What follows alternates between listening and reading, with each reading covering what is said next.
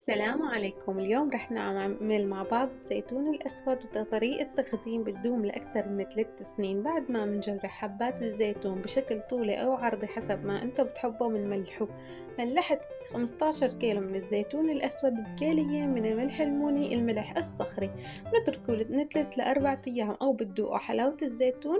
بس الحلي معكم بتقلوا بأكياس مخصصة لعصير الزيتون، وبتضيفوا عليه التقلية بشكل تدريجي من 4 ل5 أيام لحتى يوصل معنا لهذا الشكل اللي بياخد العائل ناشف من كامل المي الموجودة بقلبه ومن كامل المرار الموجود بقلب الزيتون.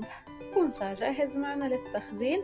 بنعبي بالمراطبين وبنضيف عليه زيت زيتون، وبيكون صار جاهز معنا أحلى زيتون أسود بدوم لأكثر من 4 سنين.